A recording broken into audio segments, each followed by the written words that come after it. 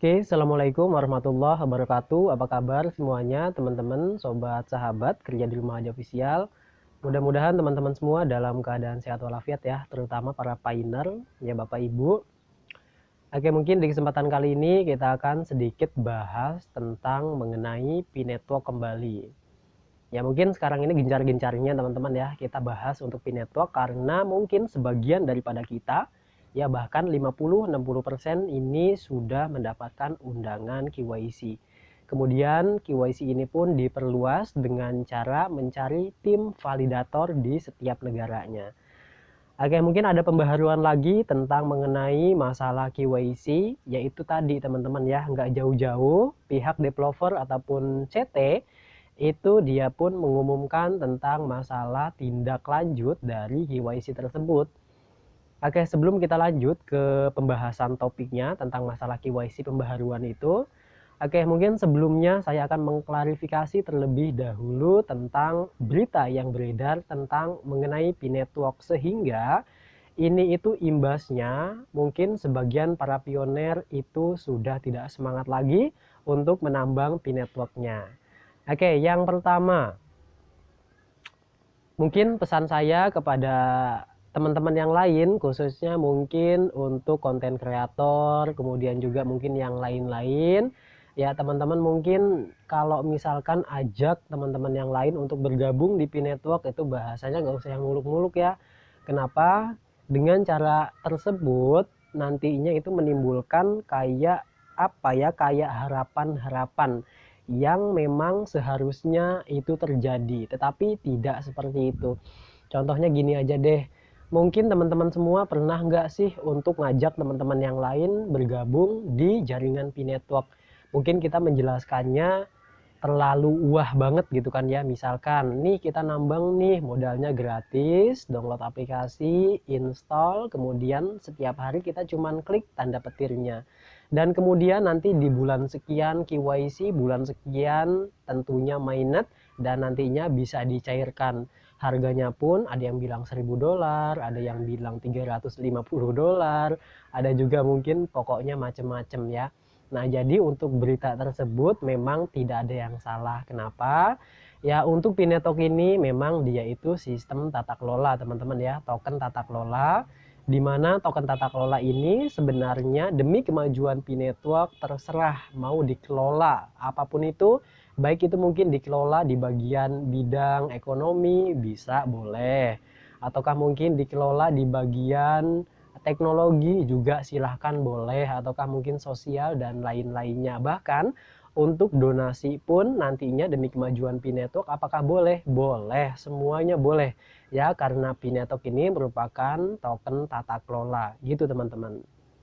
Oke, nah berikutnya buat teman-teman juga mungkin ya, hingga nantinya muncul lagi yang namanya ya voting. Nah, nanti setiap apa yang demi kemajuan, maksudnya demi kemajuan P-Network.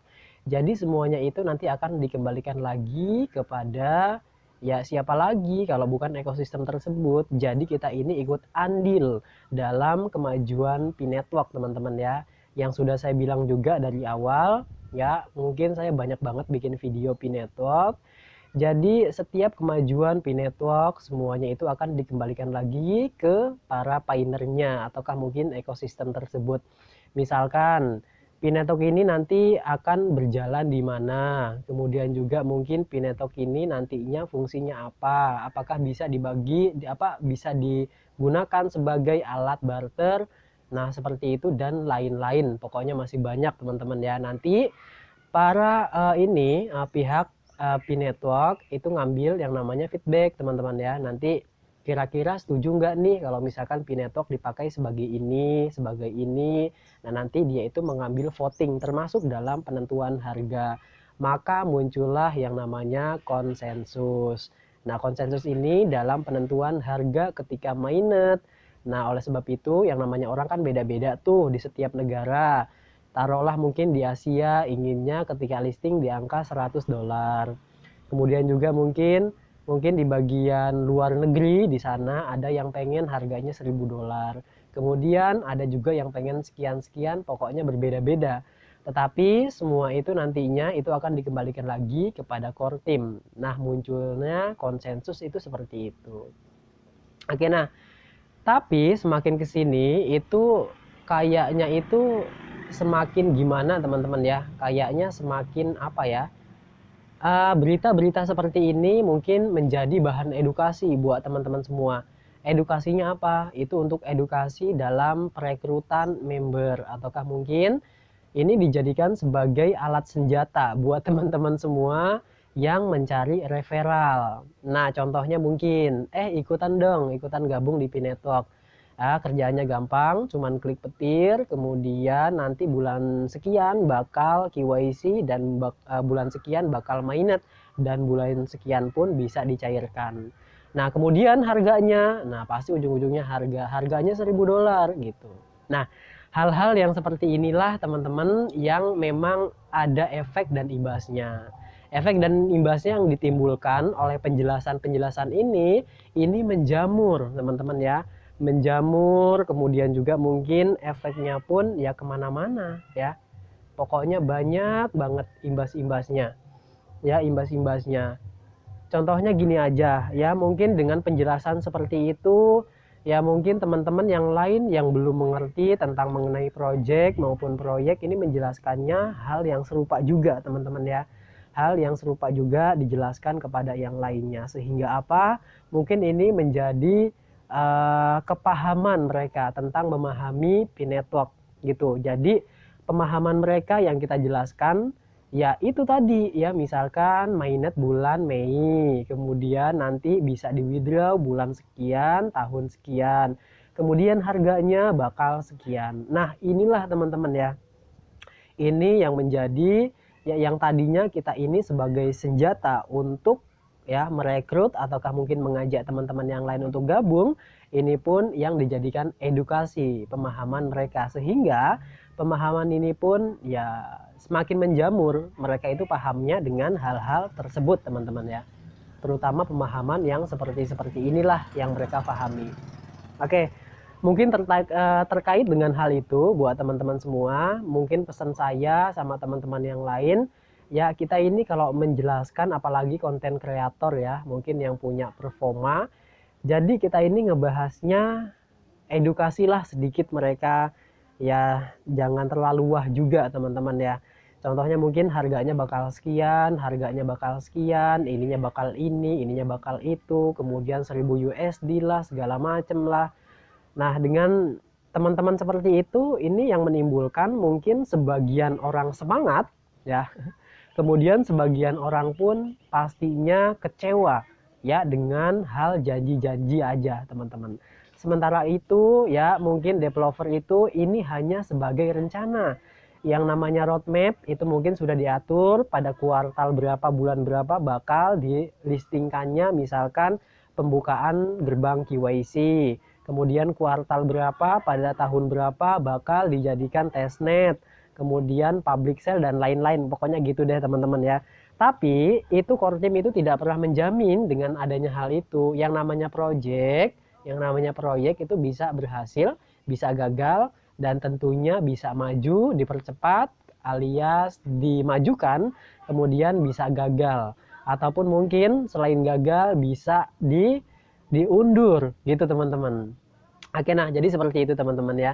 Jadi kalau misalkan kita ini pengen ngejelasin sama teman-teman yang lain, apalagi dalam mengedukasi mereka, kita ini apa ada aja deh ya, apa adanya gitu maksudnya, apa adanya. Jadi kita kalau menjelaskan ya, P-Network ini belum ada harganya gitu aja lah. P-Network belum ada harganya, P-Network ini belum ada di market manapun, dan kemudian untuk KYC ini direncanakan bulan ini gitu. Ya, direncanakan, bukan berarti pasti dilaksanakan untuk masalah KYC gitu teman-teman.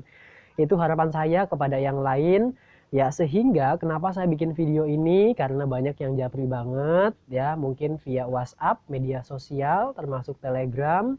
Ini mereka nanya ini tentang masalah KYC yang diundur-undur, sehingga mungkin dari sekian banyaknya pioner itu kecewa karena untuk P ini katanya mainnetnya diundur-undur, Jangankan mainnet ya, untuk masalah KYC pun belum tentu jelas untuk masalah KYC, sehingga mereka itu berpikiran negatif dan tentunya itu berpikiran yang enggak-enggak lah ya. Kemudian beranggapan yang enggak-enggak dengan proyek dari Nicholas Kokalis dan Cheng Diovan ini. Jadi saran saya, pesan saya buat teman-teman semua, apalagi konten kreator, apa adanya aja ya ngebahasinya. Nah, tapi kalau menurut analisa dan analisis ya secara fundamental termasuk analisa saya ya semua itu tergantung, yang pertama developernya itu yang menentukan. Kemudian yang paling ya mengakuisisi ataukah mungkin yang berwenang ini proyek bakal jadi atau enggak itu pada ekosistemnya ya. Jadi sini kita ini simbiosis mutualisme teman-teman ya, saling menguntungkan satu sama yang lain antara core team kemudian dengan pioneer, antara pioneer dengan core team, seperti itu kurang lebih. Nah, jadi di sini mungkin pesan saya cuma seperti itu buat teman-teman semua ya. Jadi kita ini ngebahasnya jangan terlalu wah deh teman-teman ya, apalagi untuk masalah lain-lainnya.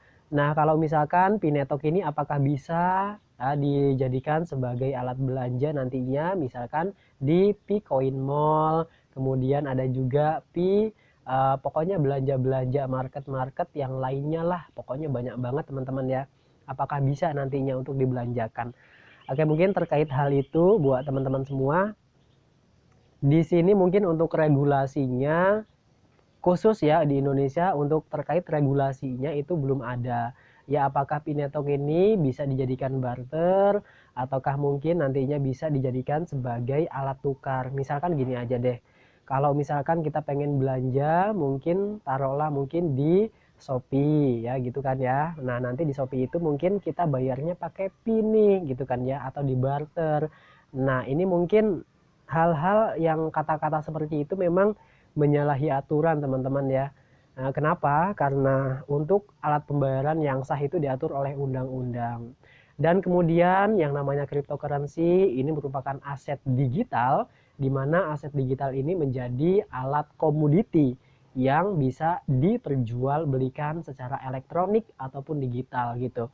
Bukan berarti juga teman-teman ini bisa bisa sebagai alat pertukaran yang sah, itu beda teman-teman ya.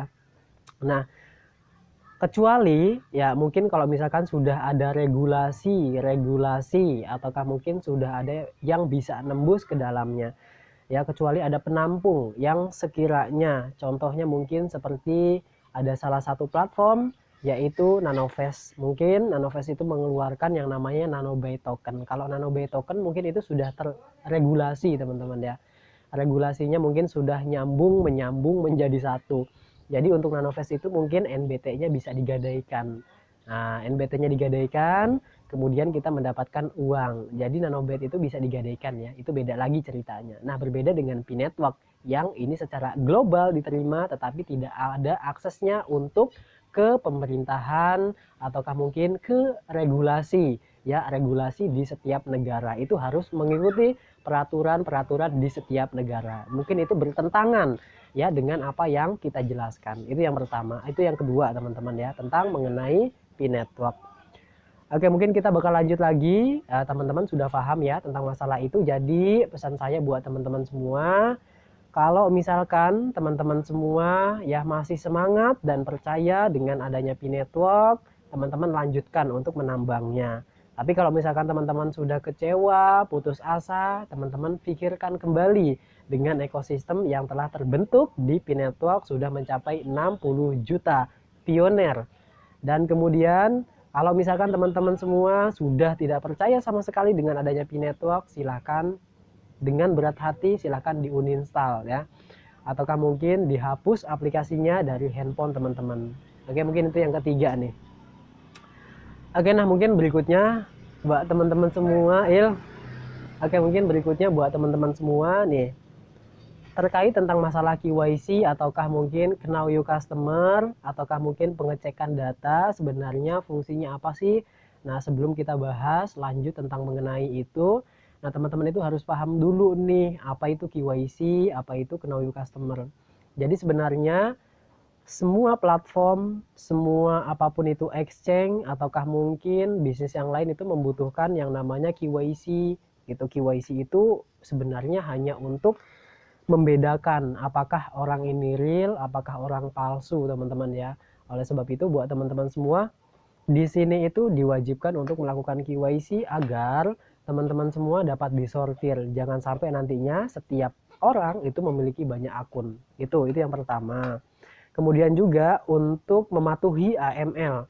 Jadi AML di sini maksudnya AML itu jadi standar dunia yang telah ditetapkan. Jadi takutnya nanti ketika memang Pinetok ini listing dan kemudian ini sudah beredar, dan tentunya jangan sampai nanti orang-orang terutama mungkin para koruptor itu menyimpan asetnya dalam bentuk cryptocurrency. Seperti contoh mungkin money laundry, kemudian juga mungkin pencucian uang, ataukah mungkin hasil-hasil korupsi disimpannya itu di cryptocurrency sehingga tidak bisa di-track, walaupun memang sebenarnya itu bisa di-track teman-teman ya. Cuman kan kita nggak tahu siapa namanya, tinggal di mana, di negara apa gitu. Nah itu fungsinya dari mengikuti standar ketat dari AML. Oke, nah mungkin buat teman-teman semua untuk masalah KYC-nya, kapan sebenarnya akan dimulai KYC? Nah, mungkin menurut roadmap kemarin itu tentunya kita tunggu-tunggu aja teman-teman ya. Kita ini tidak harus menentukan tanggalnya, tanggal berapa, bulannya, bulan berapa, tahunnya, tahun berapa. Walaupun memang semuanya sudah dijelaskan ya. Teman-teman bisa langsung cross check, teman-teman bisa langsung buka di white papernya. Jadi teman-teman itu usahakan ya, ketika memang ada berita yang sampai kepada teman-teman semua, harap cross check, harap tabayun, ataukah mungkin teman-teman bisa untuk mengklarifikasi apakah ini berita yang benar ataukah mungkin berita yang salah. Teman-teman bisa langsung cek di media sosial dari core team, dan kemudian teman-teman bisa cross check juga untuk roadmapnya ataukah mungkin white papernya, kertas putihnya teman-teman dibaca sambil belajar ya tentang KYC tersebut. Masih banyak di sana teman-teman ya, dijelaskan juga tentang governance model, kemudian protokol konsensus itu apa, kemudian token tata kelola itu apa, semuanya sudah dijelaskan lengkap di dalam P-Network tersebut. Pada intinya buat teman-teman semua saya tekankan kembali, di sini tidak ada unsur pemaksaan, dan kemudian di sini pun tidak ada yang namanya teman-teman itu harus mengikuti apa yang dijelaskan gitu teman-teman. Maksudnya wah ini harus gini nih, ini harus gitu nih. Nah fokus utama kita saat ini yaitu apa? Kita ini fokus aja dulu untuk nambang ya, nambang dan nambang ya. Perbanyak dulu koinnya, perbanyak dulu untuk tokennya ya. Ketika memang sudah banyak, barulah kita untuk melakukan KYC. Kita tunggu, pasti KYC itu akan datang. Tidak ada satupun yang terlewatkan untuk melakukan KYC. Oke, mungkin di akhir-akhir kata-kata ini, di video ini sedikit bercerita lagi tentang ya, sekaligus teman-teman ya, mungkin agak-agak lama videonya. Oke, mungkin untuk masalah ini ya, untuk masalah harga yang tadi. Nah, di sini saya tekankan kembali teman-teman, harga P-Network itu masih nol ya. Jadi P-Network itu harganya masih nol. Kemudian P-Network itu belum ada di market manapun. Adapun yang mereka bilang katanya harga P-Network itu bakal $1.000. Apakah benar? Apakah betul? Ya tentunya semuanya benar, nggak ada yang salah teman-teman ya, karena itu sepemahaman dari token tata kelola sehingga memunculkan yang namanya konsensus ya. Oke, tetapi kalau menurut saya pribadi, entah menurut yang lain, jadi P-Network ini untuk menembus harga di angka Rp1.000, 0,01 ataukah mungkin 0,1 USD itu luar biasa bagus ya, karena kita melihatnya itu untuk total supply-nya. Jadi total supply-nya itu ya sebanyak 100 miliar. Oke, 100 miliar ini jumlah supply-nya di P-Network. Oke, nah mungkin jadi buat teman-teman semua ya, kita nggak usah muluk-muluk deh harganya bakal sekian, harganya bakal mahal, kemudian mungkin harganya bakal yang lain-lain. Intinya buat teman-teman semua, kita ini nggak usah muluk-muluk ya harganya bakal mahal ya. Untuk menembus di angka $1 pun udah bagus banget teman-teman. Itu terserah teman-teman semua nantinya ya. Kalau misalkan harganya $1, teman-teman bakal hold atau bakal beli, bakal simpan ataukah mungkin dijadikan tabungan aset, itu bebas, terserah teman-teman semua ya. Tapi yang saya tekankan di sini sekali lagi, disclaimer on, segala sesuatunya saya tidak pernah menjamin tentang proyek maupun proyek apapun itu ya teman-teman ya. Jadi saya nggak pernah yang namanya bakal jadi ataukah menjamin proyek tersebut bakal jadi. Oke? Jadi buat teman-teman semua, di sini pun saya bukan dukun yang seolah-olah bisa nentuin Pinetalk ini bakal berhasil atau enggaknya. Jadi semuanya itu tergantung dari ekosistem tersebut. Kalau misalkan ekosistem tersebut sudah bilang iya, ya terjadi iya, nggak mungkin enggak. Kalau misalkan ekosistem itu hancur, maka akan hancur semuanya ya. Jadi semuanya itu tergantung dari ekosistemnya. Kalau misalkan customer itu percaya, pasti bakal percaya. Sejelek apapun produknya, sebagus apapun produknya bakal percaya. Tapi kalau misalkan customernya itu nggak percaya, maka nggak bakal percaya. Sebagus apapun produknya, maka nggak akan laku gitu ya, kurang lebih buat teman-teman semua. Saat ini Pioneer sudah mencapai 60 juta. Itu artinya apa? Keberhasilan buat kita. Mungkin cukup sekian buat teman-teman semua. Mudah-mudahan dimengerti untuk video ini. Sekali lagi, disclaimer on. Kalau misalkan teman-teman masih percaya, silahkan lanjutkan. Kalau nggak percaya, silahkan uninstall. Oke? Mungkin cukup sekian buat teman-teman semua. Terima kasih. See you next video. Assalamualaikum warahmatullahi wabarakatuh.